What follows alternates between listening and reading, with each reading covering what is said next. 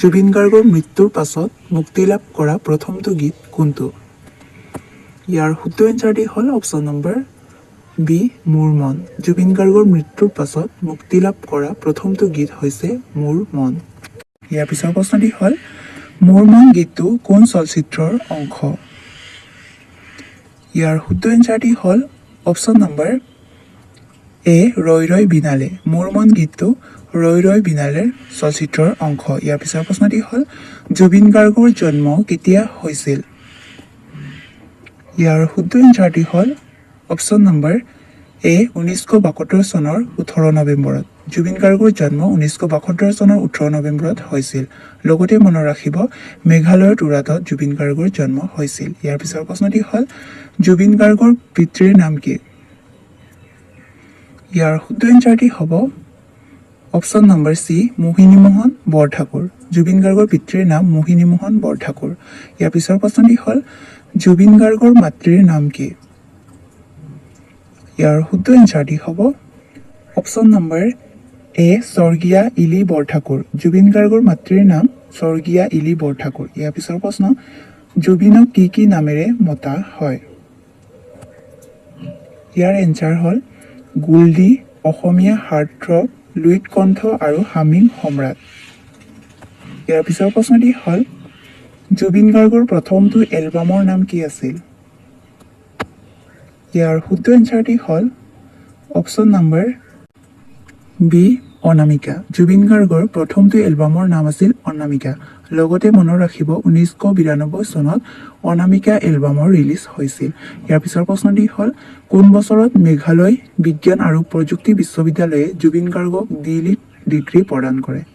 ইয়াৰ শুদ্ধ এনচাৰটি হ'ব অপশ্যন নম্বৰ চি 2024 চনত।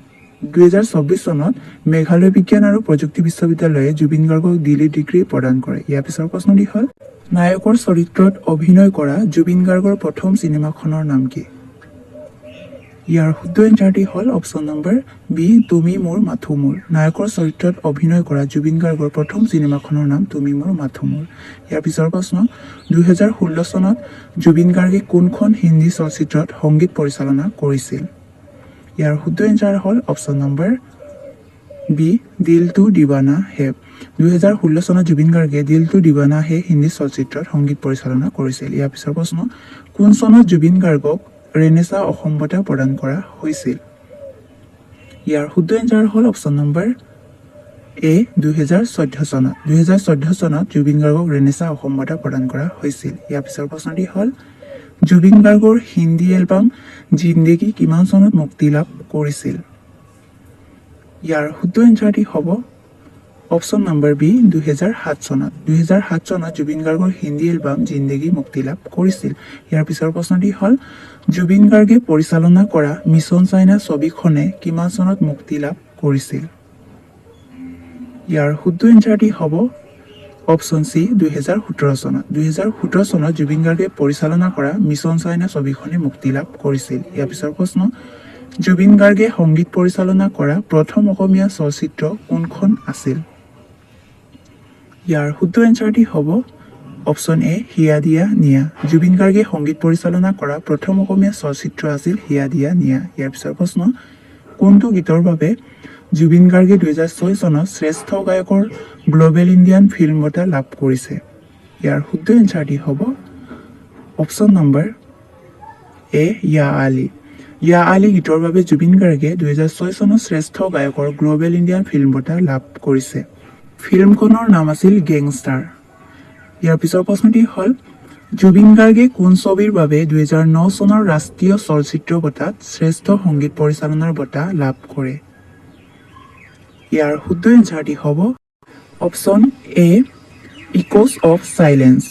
ইক'জ অফ চাইলেন্স ছবিৰ বাবে জুবিন গাৰ্গে 2009 চনৰ ৰাষ্ট্ৰীয় চলচ্চিত্ৰ বঁটাত শ্ৰেষ্ঠ সংগীত পৰিচালনাৰ বঁটা লাভ কৰে। ইয়াৰ পিছৰ প্ৰশ্ন জুবিন গাৰ্গৰ প্ৰথম বিহু এলবামটোৰ নাম কি? ইয়াৰ শুদ্ধ এনচাৰটি হ'ব অপশ্যন নম্বৰ বি উজান প্ৰীতি। জুবিন গাৰ্গৰ প্ৰথম বিহু এলবামটোৰ নাম আছিল উজান প্ৰীতি। ইয়াৰ পিছৰ প্ৰশ্নটি হ'ল ৰজত কমল বঁটা কিমান চনত লাভ কৰে জুবিন গাৰ্গে?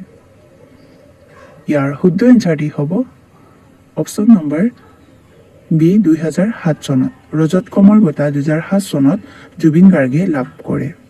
ইয়াৰ পিছৰ প্ৰশ্নটি হ'ল জুবিন গাৰ্গৰ সমাধি ক'ত নিৰ্মাণ কৰা হয়? ইয়াৰ শুদ্ধ এনচাৰটি হ'ব অপশ্যন চি সোণাপুৰ। জুবিন গাৰ্গৰ সমাধি অসমৰ সোণাপুৰত নিৰ্মাণ কৰা হয়। ইয়াৰ পিছৰ প্ৰশ্নটি হ'ল জুবিন গাৰ্গৰ প্ৰথম কবিতা পুথিখনৰ নাম কি?